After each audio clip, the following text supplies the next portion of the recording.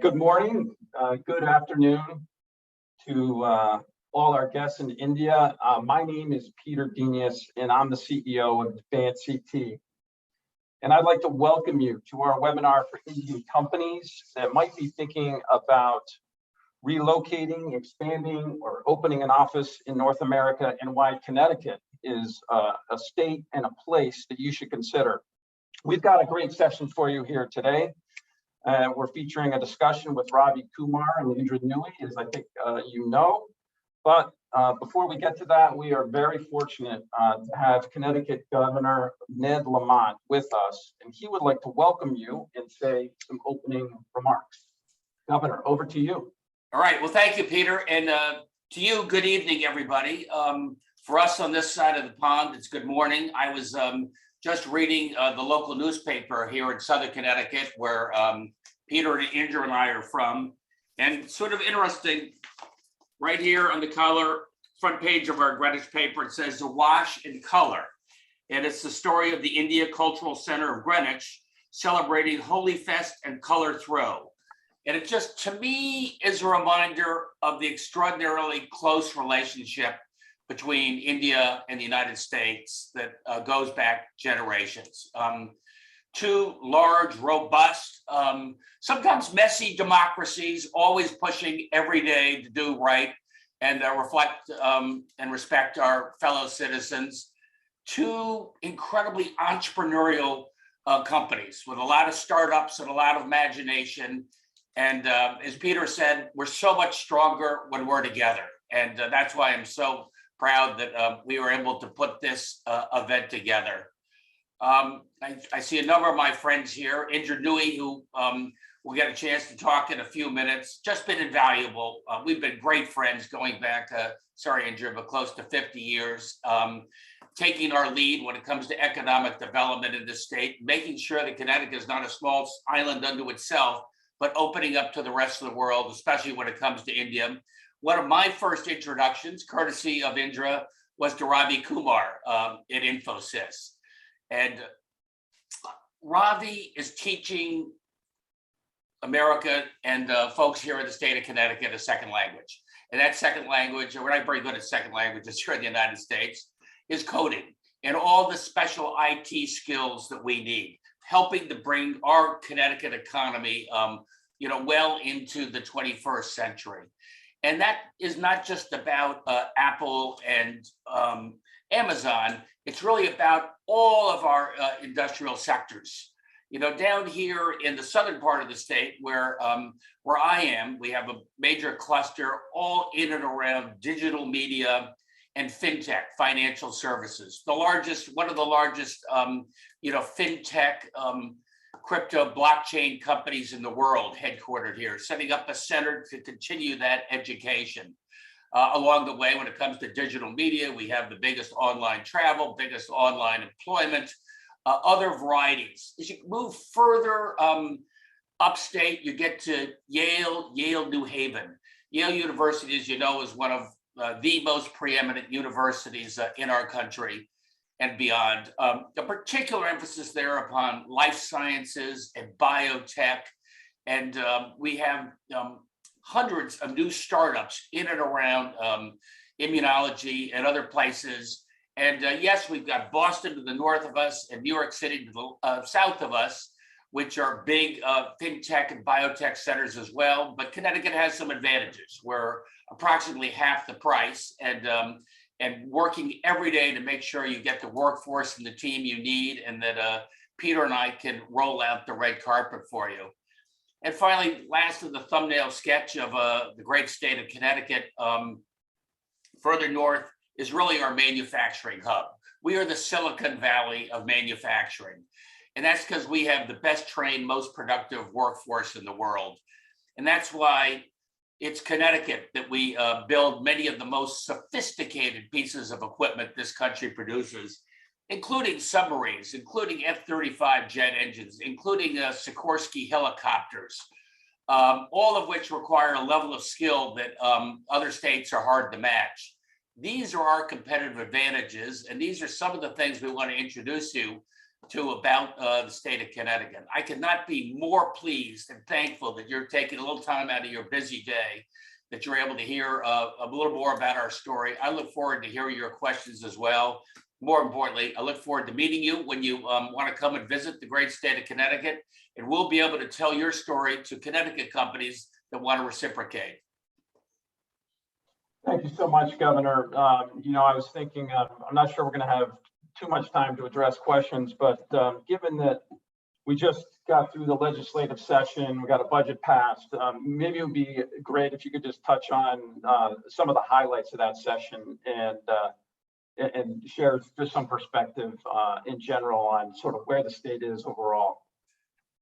So states are in a variety of different conditions when it comes to their fiscal condition. As you maybe know, our states are quite independent entities in this country. Connecticut, I believe, is in the strongest fiscal position we've been in many a generation. We got the third year in a row of a surplus. We're paying down our pension and long-term obligations. And perhaps most importantly, doubling down our investments in a couple of different areas. One, daycare and childcare, the biggest investment we've ever made. I can't speak for your situation in India, but COVID set us back, especially when it came to getting mothers back involved in the workforce. We've got an amazing head of public health, Manisha Jitani, who really has kept the infection rate low, allowing people to get back. But the largest expansion of daycare and childcare, I think, makes a difference. And our biggest investment in workforce. So if you come to a state like Connecticut, tell us the skill set you need, and the degree to which these folks aren't available off the shelf. We will make sure they're trained and ready to go. Great. Thank you again so much, Governor. We really, really appreciate your being with us this morning, and I'm sure our audience, particularly those in India, do too. So have a great day, and we'll talk soon, I'm sure. Right back at you, and thanks for thinking about Connecticut, everybody. All right. So let's move on now with the balance of our program. Now, before I introduce our two guests, Ravi and Indra, let me just quickly review a few housekeeping items. First, remember, this is a webinar format, so you're on mute, and you can see us, but we can't see you. We are going to have a Q&A session. You can put your questions in the chat, as I'm sure you're used to. And we're going to do our best to answer as many of those questions as we possibly can. Second, as you can see, we are recording the session.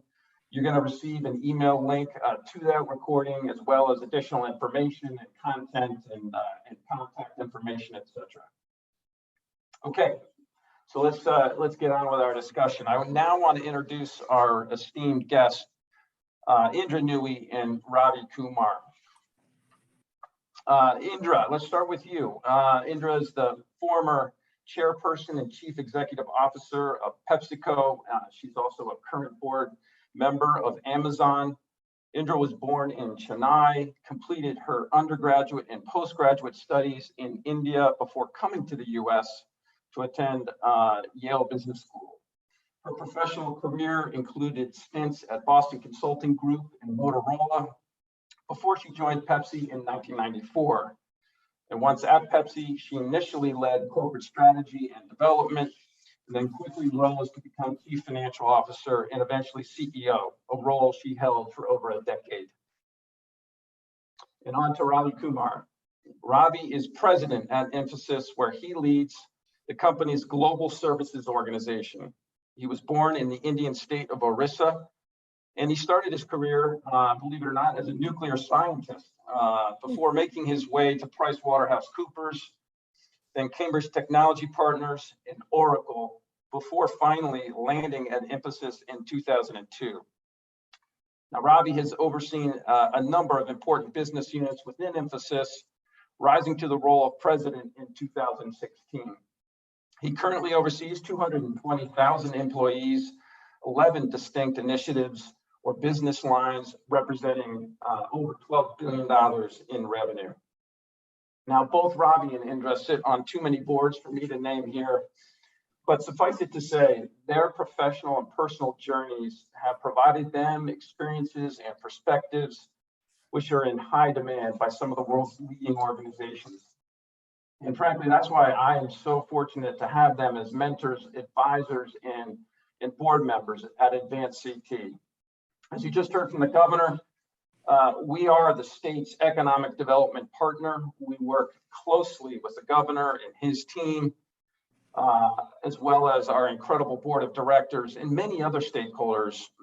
And our goal really is to pitch the Connecticut story to companies around the country and around the world for that matter. And that brings us to our discussion today. Now, before we get into our discussion with Ravi and Indra, and that's obviously the most important part, I want to quickly just sort of set the stage on Connecticut and show you just a few slides. It'll take me 5-6 minutes or so. So I'm going to share my screen and we will take you through some of the Connecticut basics.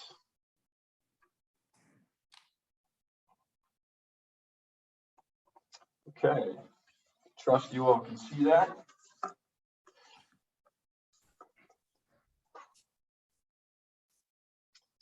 Just bear with me here. There we go. So first, I thought we would just get you oriented on the state of Connecticut and our location. As you can see, we're in the northeastern part of the U.S. We're a small state, as the governor alluded to. In fact, we're the third smallest state by square miles, but we're more middle of the pack when you measure us by population. As we like to say here in Connecticut, we're small, but we punch way above our weight, as you're going to learn from what I'm about to tell you, and of course, our discussion with Ravi and Indra. Connecticut is highly accessible, strategically located, and within 500 miles of about a third of the U.S. population, jobs, and GDP, and 2/3 of Canada's population, businesses, and employment. Drive times to all the locations on this map are 8 hours or less. The talent and workforce we have in Connecticut, as you heard, again, the governor just talk about, are really world-class, and it's really one of our greatest strengths as a state.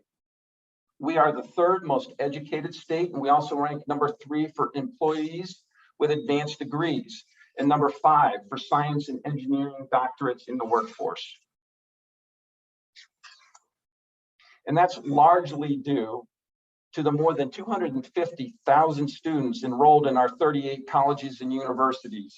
That, of course, includes Yale University, the University of Connecticut, a number of smaller liberal arts colleges, including my alma mater, Trinity College in Hartford, as well as one of the strongest community college systems in the country. And it's not just our universities and our colleges. We've got tremendous elementary and high schools right here, some of the best in the country, again, right here in Connecticut. And it's that highly educated workforce and that access to talent, which explains why 15 Fortune 500 companies call Connecticut home. That's a lot for a small state. In fact, it's the highest per capita concentration of Fortune 500 companies in the US. You see the names here. We are located in the heart, if you will, of the East Coast tech ecosystem. So within about 160 miles, 2.5 to 3 hour drive of Stamford, Connecticut, is 14% of all tech jobs in the country, and about 17% of the country's tech economy. And you can see in the bottom right, that compares quite favorably with both New York and Boston.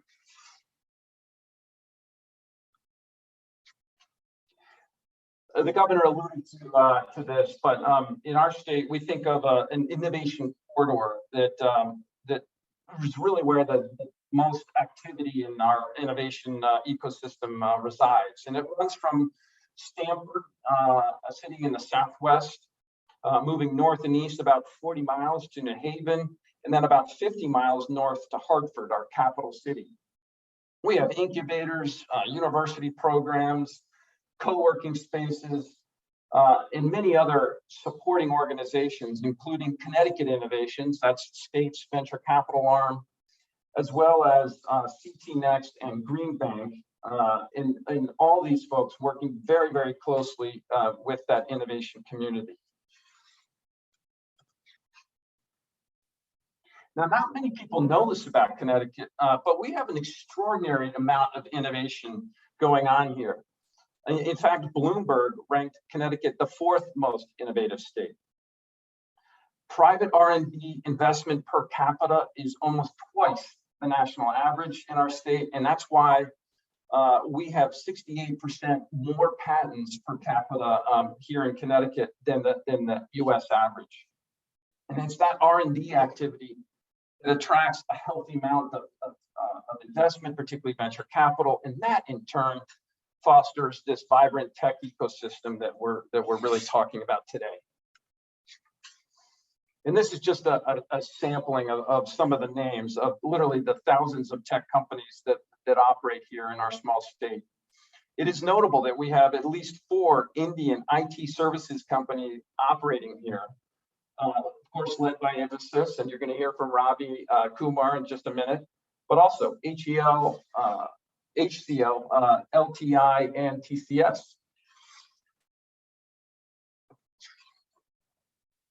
Within that tech ecosystem, we've got a really dynamic fintech sector. And again, you heard the governor allude to 2 of our most recent arrivals, Digital Currency Group and Grayscale.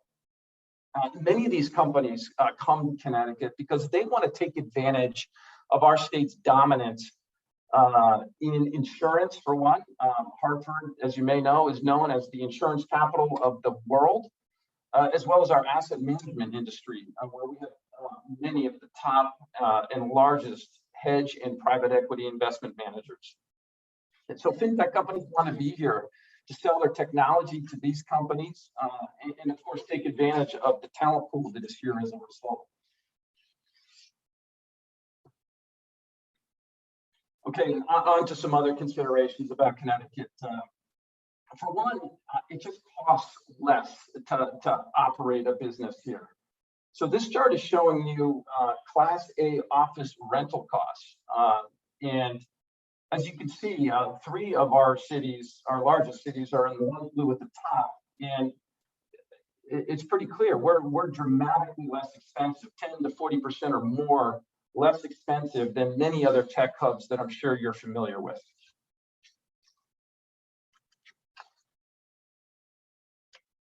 Just want to touch on a few other things about Connecticut. For one, we are the most one of the most diverse states in the country. We're the most diverse of our New England peers, 14th in the U.S. overall. And I should also note we have the 5th highest concentration of Indian and Indian-born population here in our state. We've got a great quality of life, and that's attributed to a whole range of factors, but I would include healthcare, rather childcare, and affordable childcare, as well as the fact that we have one of the best and most highly accessible healthcare systems in the country. And then finally, we just have incredible places to live. We have such a diverse range of options when you consider Connecticut. We have walkable, livable small cities or more suburban options, including living along the coast. We have an incredible, beautiful coastline here that borders Long Island Sound. And we have picturesque smaller towns, many of which are connected with mass transit, highly accessible, and just again provide a real range of options depending on your preferences and your tastes. We have a vibrant cultural scene that goes along with this. Of course, we don't have time to get too deep into it today, but again, it's a real pride of our state. Finally, I'll just mention, not only is office space cheaper in Connecticut, but other things are also less expensive here, including home prices, residential rental prices, and commute times. These are all significantly less than two other states we often get compared to are New York and New Jersey. And we have a better value proposition on a lot of these dynamics, a lot of these criteria. So that summarizes the beginning of our discussion on why you should choose Connecticut. So I'm going to pause there and stop sharing, and we will get into our discussion with Ravi and Indra. There's Ravi. Hello, Ravi. Hi. Good morning. Good evening. Good morning. Good evening, everybody. Again, we're now just going to get into a little more of an informal discussion and just take advantage of the tremendous experience and perspective that our two guests have. So, Indra, I want to start with you. Maybe just share with the audience the story of when and why you came to Connecticut and why you've never left. I came to the United States in 1978, and I went to the Yale School of Management. And I still vividly remember going in the a bus from JFK to Yale. And when we entered the state of Connecticut, the bus driver basically telling all of us, we are now entering the greatest state in the country. And that set of words stayed in my head forever. I went to Yale, and I went away from Connecticut for 10 years when I lived in Chicago, met my husband, but then longed to come back to the Northeast because it's just a very special place in the country, but really longed to come back to Connecticut. One, because I loved Yale and I wanted to be around it. But more importantly, everything I'd heard about Connecticut, everything I'd read about Connecticut wanted me to come back to Connecticut. So I did come back here in 1990, and I've lived here since, and brought up my two children here, my two daughters. And I must say, Peter, that Connecticut is a very welcoming community. Mostly, in every part of the world, there's a fringe population that sort of says you're not welcome. I experienced some of that. I wrote about it in my book. But I will tell you, most of the people here are extremely welcoming. A phenomenal educational system. My children had access to perhaps the best educational system I've ever seen anywhere. Great extracurricular activities, an ecosystem of things to see, whether it was New York or Boston or, a short flight to many places. Connecticut and New York and Boston offer everything. And so we lived in this extremely rich neighborhood in terms of intellectual stimulation and never wanted to leave. Even after I retired, I decided that Connecticut was going to be my home because I feel so much part of the fabric of Connecticut. I cannot imagine going anyplace else. And even today, if the governor calls to do anything for the state, I'll do it because I believe in the state. I believe in the leadership. I believe in its future. And I feel as much a resident of Connecticut, in fact, even more so than I do a citizen of the United States, because Connecticut is what made me feel like I'm a citizen of the United States. Fabulous. Maybe just a follow-up, Indra, if I may. Have you seen Connecticut change over your time here? And if so, in any particular way that you would say is notable, particularly for this audience? I think we went through phases. Earlier Connecticut was a zero tax state, so a lot of businesses came here. But then after the financial crisis, etc., a lot of people left Connecticut and downsized. Then I've seen recently, especially with our Governor Ned Lamont, who really is more of a technocrat rather than a bureaucrat, if I may put it that way. He really has a fantastic way to reach out to business and make them feel part of the fabric of Connecticut. What he's done to make government very, very friendly to business, does everything to support business in Connecticut, has made a huge difference. It's interesting, every CEO of Connecticut going back to the 60s has lived in Connecticut, and everybody has viewed Connecticut as home, and I'm no exception, and my successor is no exception. And so Connecticut not only makes businesses feel welcome, makes leadership of other companies also feel welcome in Connecticut, because you can actually make a difference in the state by not just running your company wherever it is, but you can contribute to the fabric of Connecticut and actually feel a part of a state which is practicing citizenship to its highest level. Great. Ravi, let's shift gears, and maybe you could talk about the opportunities for Indian tech companies in particular. What are the opportunities for those companies here in the US generally, and then in Connecticut more particularly? Thank you, Peter. Thank you for that opportunity, and thanks, Indra, for those wonderful remarks. In fact, I'm always honored it's such an honor to speak on the same platform with Indra. She's one of the most inspiring business leaders I know of. The Indian tech companies over the last 40 years or so have evolved significantly. The Indian tech companies contribute roughly around $70 billion to the US economy. And they have actually been the powerhouse for human capital for the tech services space across the world, be it transitioning work or be it actually bringing human capital to any part of the world which needs it for tech services. India has roughly 5 million IT professionals, and it's transitioning from traditional tech services to the efficiency stack to the growth agenda of large enterprises.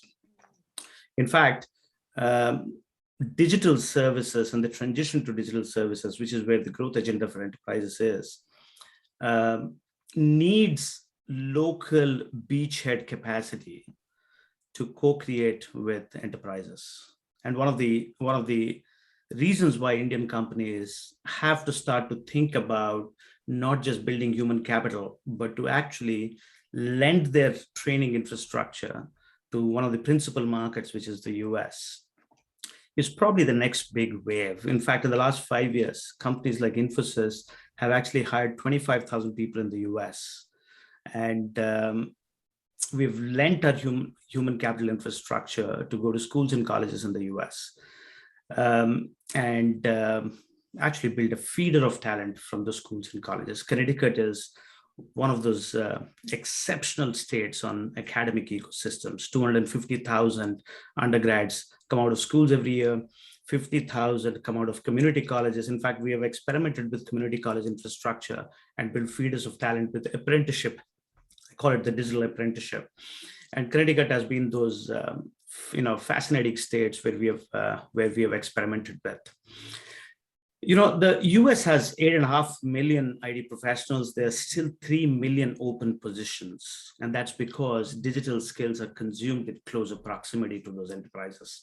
So Indian tech companies can actually come to the United States, build those feeders from academic ecosystems, invest into those academic ecosystems. And that's one of the reasons why we chose Connecticut as a hub out of the 6 hubs, which we actually established nationally in the US. One of the other fascinating things, Peter, over the last few years is India is actually the home for the third wave of software, as I call it.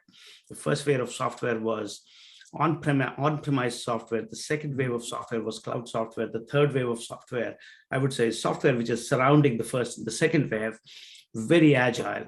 And that is actually being built in India. Connecticut can actually be the gateway to the principal market, which is the US. There are 200 plus unicorns which are going to be built in India for the next 3 years. There are going to be 500 plus new digital services companies which are going to be built.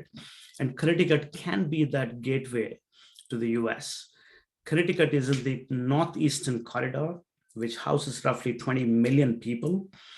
3.5 million people live in the state of Connecticut. As you said, 500,000 are immigrants, and the largest population of immigrants in the state of Connecticut is Indians. 135 Fortune 500 companies are in the northeastern corridor between New York, New Jersey, Connecticut, Massachusetts, Rhode Island, Pennsylvania, all put together. Connecticut is literally situated in the middle of Boston to New York, and it could actually be the gateway to the Eastern Corridor for these unicorns to access the US market. In fact, 50% of those unicorns in India are using the principal market is the US. So it is actually going to be a phenomenal opportunity to house in Connecticut and access the Northeastern corridor. So I would say digital skills, closer proximity, the ability to use the educational ecosystem to build the feeder. Remember, Indian companies add from schools and colleges back in India. They have to lend that infrastructure here. Last year, India added 500,000 from schools in India. So to replicate that infrastructure, there is a phenomenal academic ecosystem in the state of Connecticut.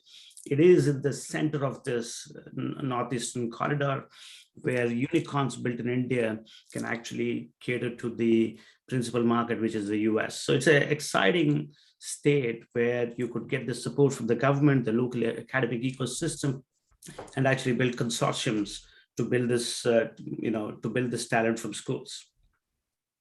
That's great, Ravi. Again, one follow-on question, if I may. It strikes me that you, as a strategy, Infosys has decided to partner with many institutions to not just catch folks at graduation, but to actually reach back and start establishing relationships with a student. You mentioned apprenticeships, for example, and/or internships, and/or engagement with students as they move through the system.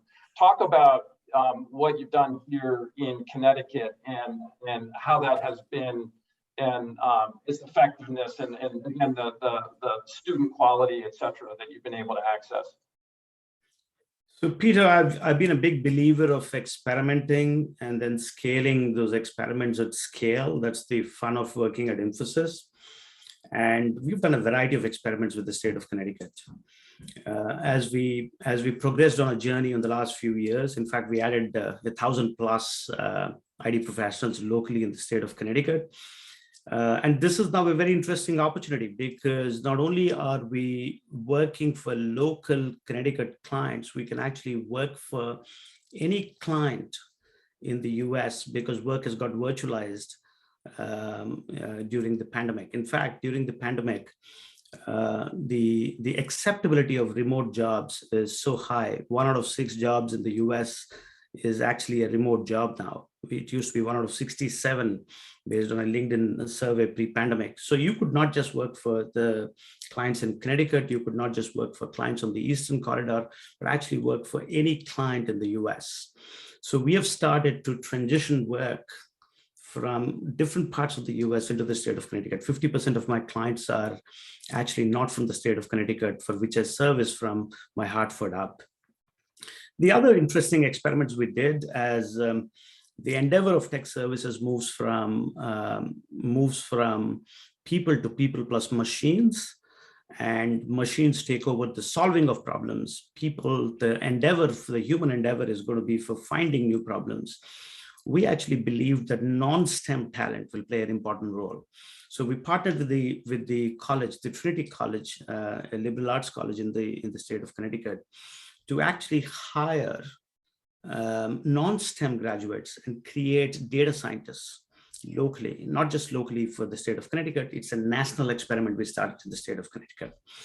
The 50,000 community college graduates who come out can actually start on digital backbone jobs, as I call them, digital operations jobs.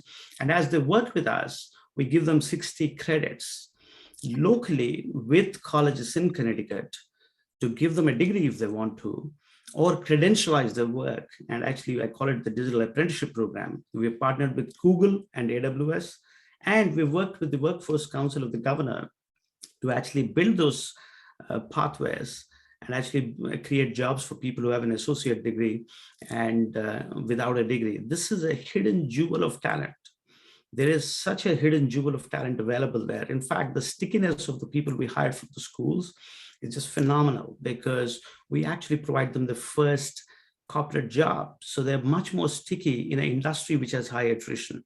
So excited about some of these experiments on non-STEM, on community colleges, and actually taking it to a national scale.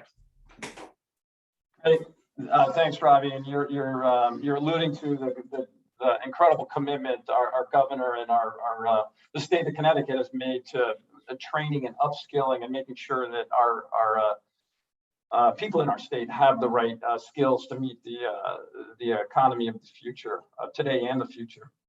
All right, Indra, let's shift back to you. In your new book, My Life in Full, you talk about the challenges of being a woman in a male-dominated world, as well as the challenge of just balancing, professional life with home life. What would you say that Connecticut has that specifically meets the needs of working women? You're on mute.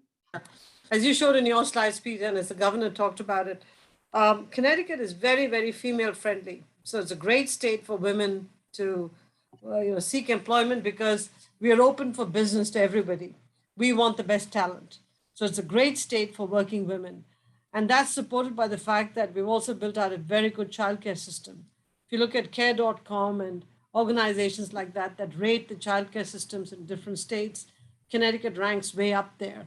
And so when you have great education, great childcare, an environment where companies in Connecticut welcome all talent and don't differentiate between the genders, and when you have a supporting childcare system that works for everybody, I think that that's a formula for talent of all kinds, especially women, to want to come and live in Connecticut.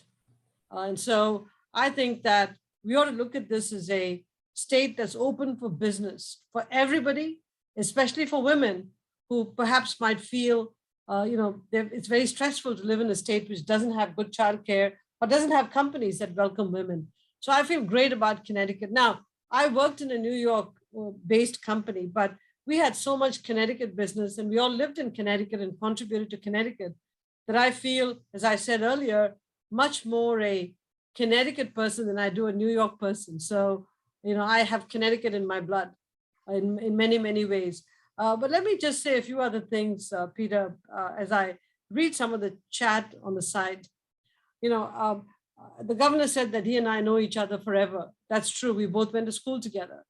And I've never met a leadership that's been more supportive of India than this governor. And he believes in the integrity of India more than anybody else I've met. And he's reiterated that multiple times.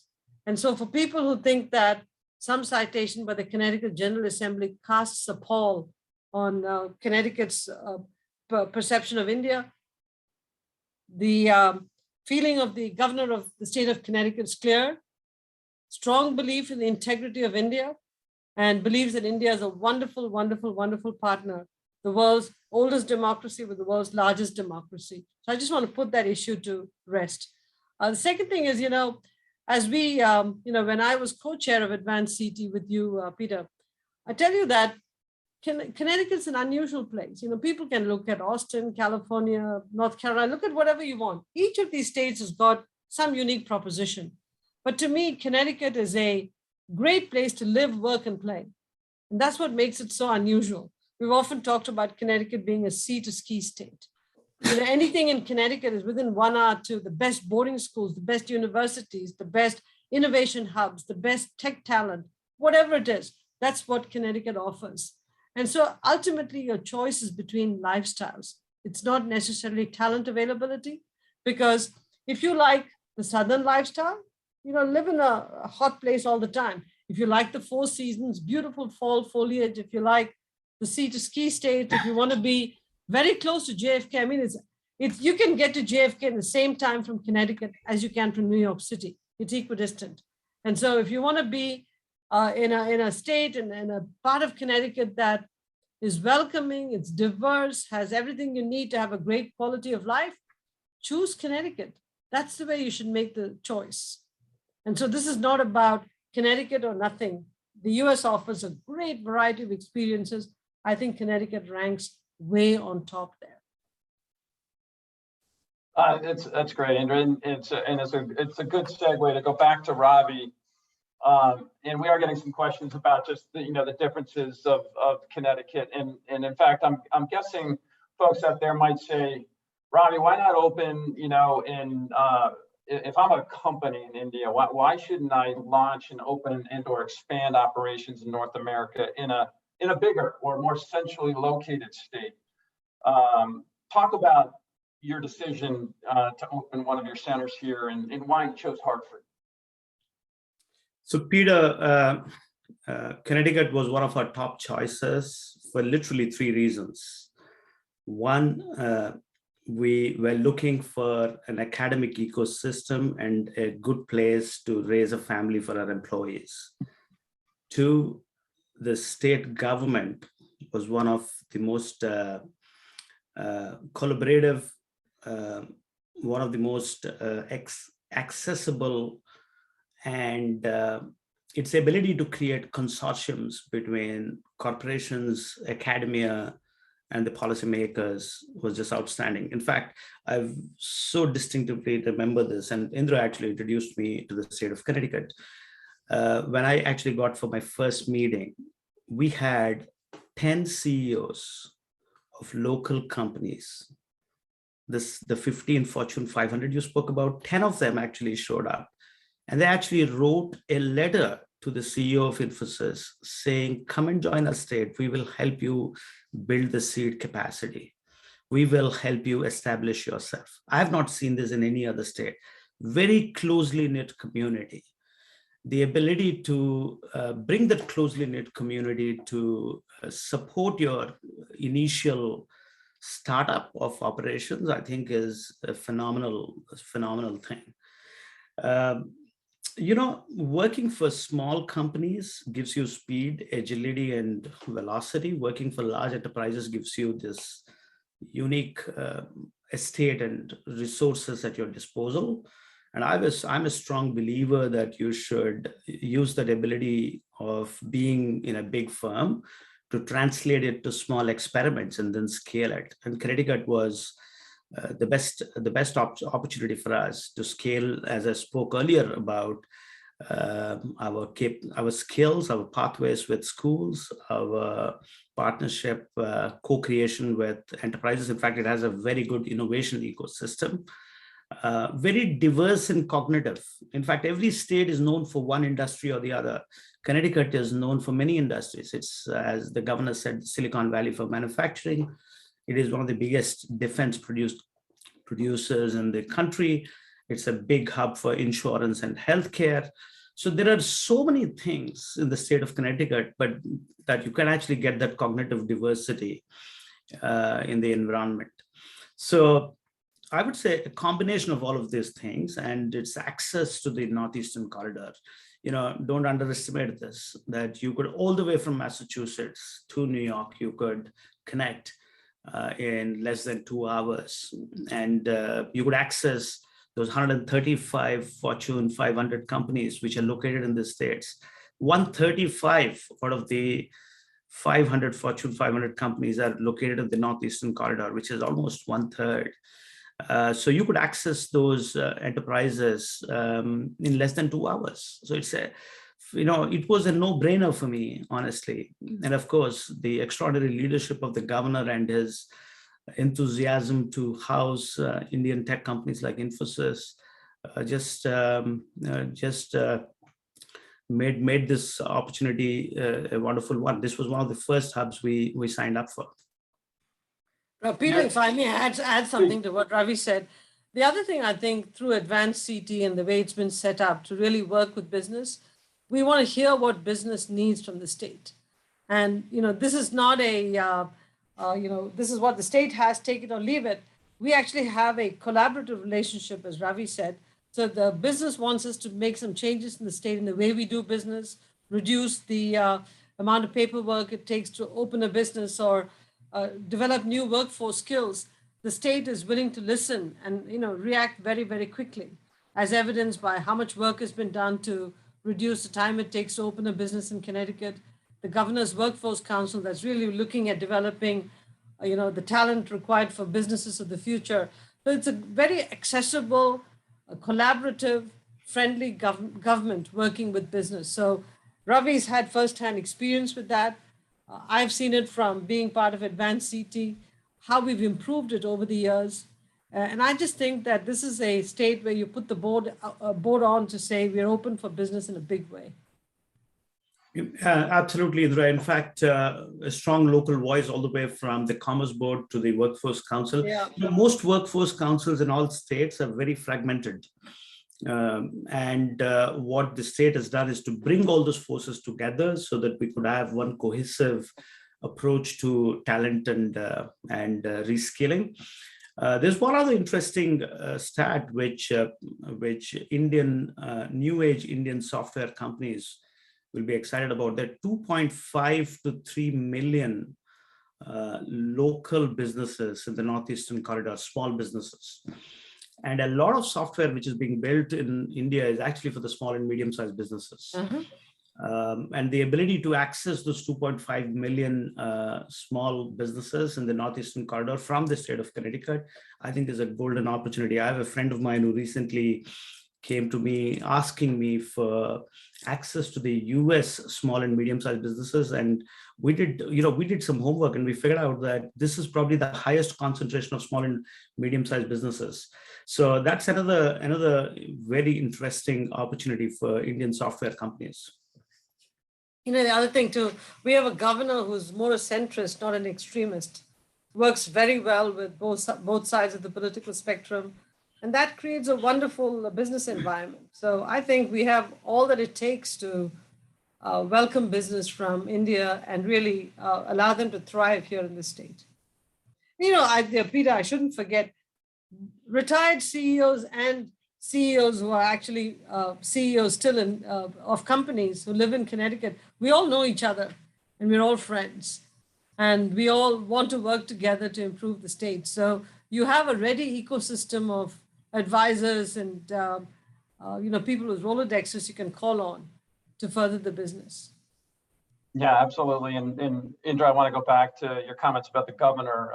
Folks should remember he's the first governor in, I think it's 30 years that has been a businessman in his prior life to really run the state. So he has a deep appreciation for the challenges of opening in a new location, of running a business, and that bleeds through into everything that the state is doing. I think it's very business oriented and really trying to make sure that we're really on the responding to the needs of businesses, and of course that's AdvanceCT and what we're all about. We are the glue that sits between the business community and folks that are either already here operating in the state and might need help, or businesses that might be considering coming to the state. We are the concierge, as we like to say, and that's again made possible by the governor's commitment to the business community overall. So I couldn't agree more. And again, AdvanceCT I think is a real representation of that.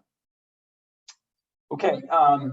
Maybe a question for each of you to touch on. We've got about 10 minutes to go. And I also remind our listeners you can submit questions in either the Q&A or chat function at the bottom of your Zoom screen.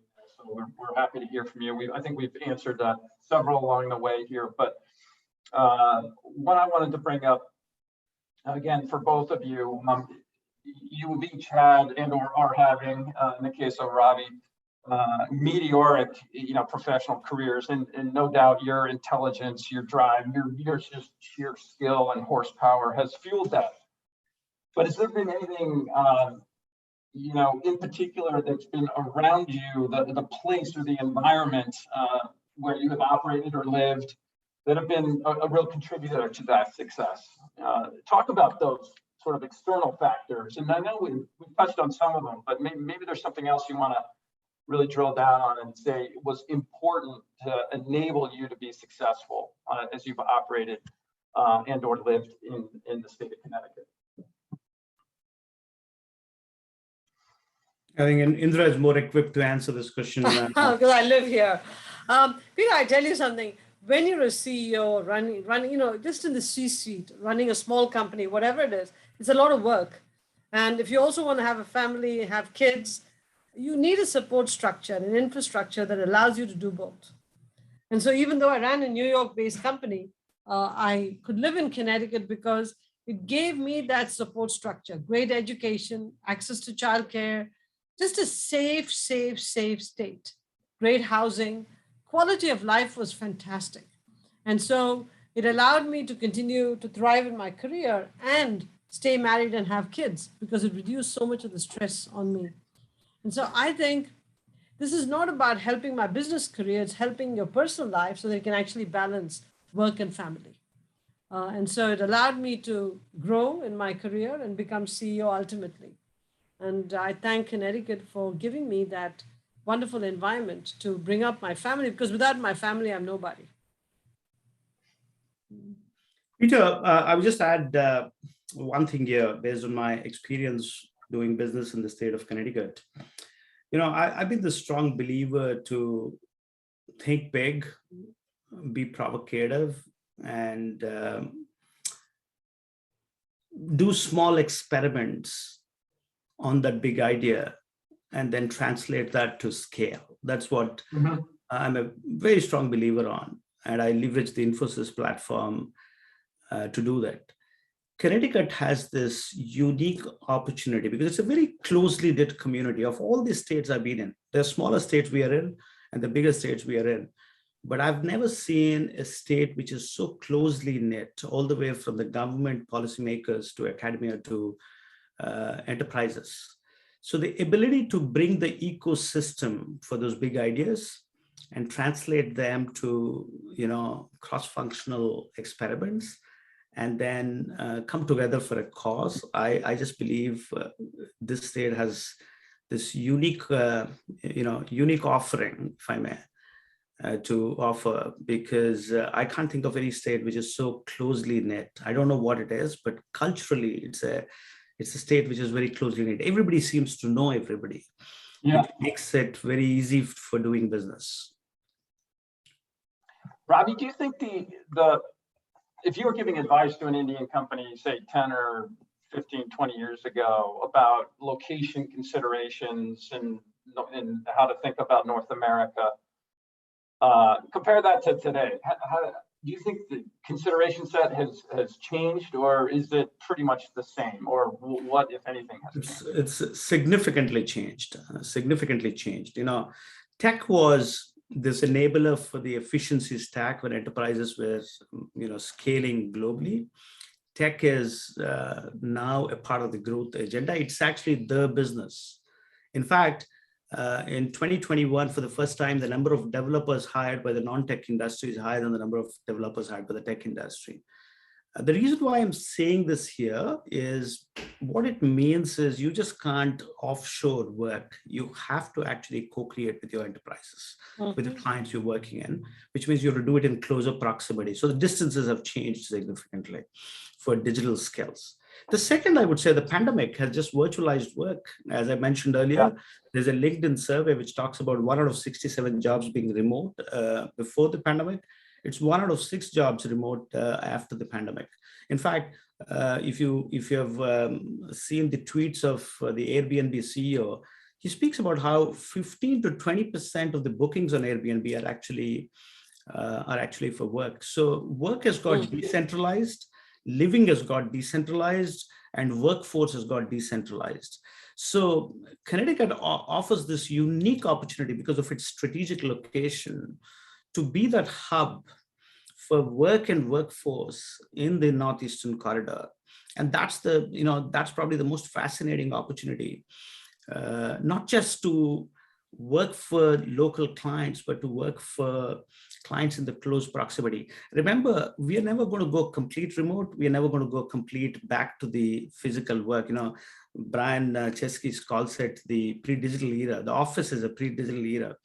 We are going to go hybrid, and hybrid means you will draw social capital by going for physical interactions.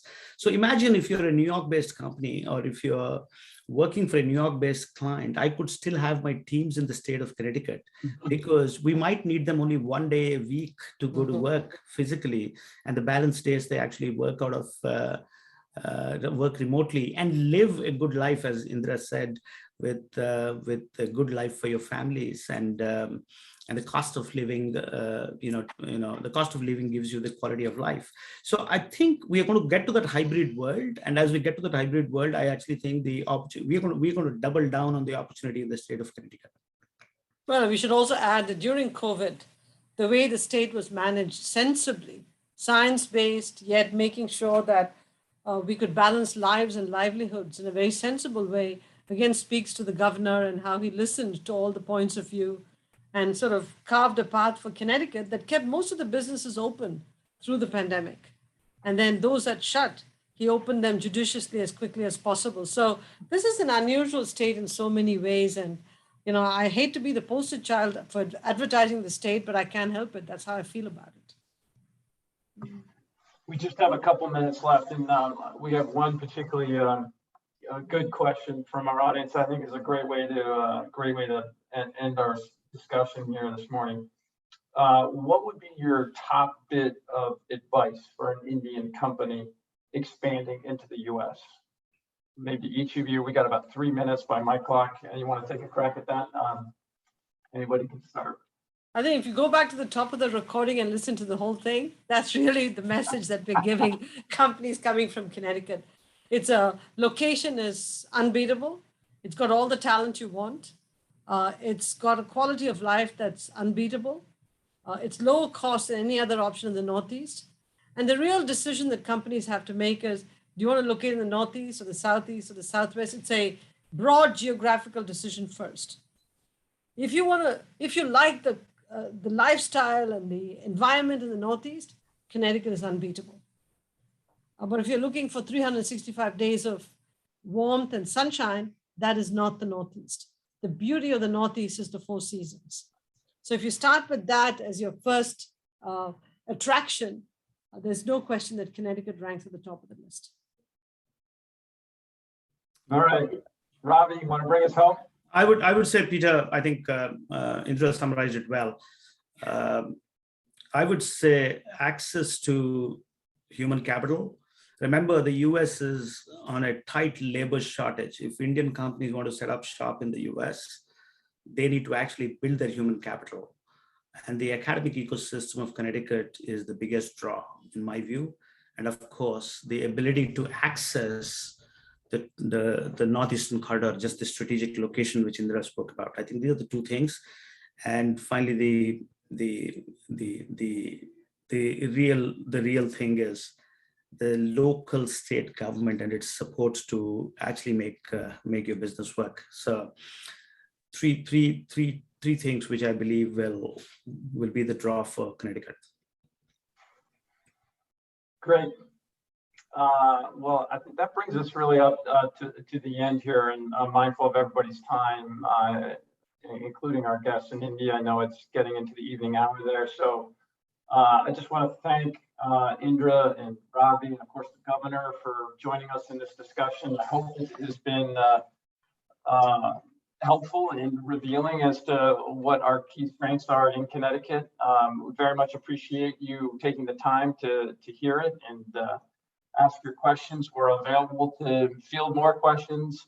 We're going to be sending those of you that are here a recording of the webinar, as well as additional content and information, including, by the way, some additional video content of some of our communities around the state that we put together that are particularly welcoming to Indians. And so we look forward to engaging with you if we have that opportunity. We thank you very much for your participation, and don't hesitate to reach out with more questions. Thank you, Ravi. Thank you, Indra. Yep. All right, take care.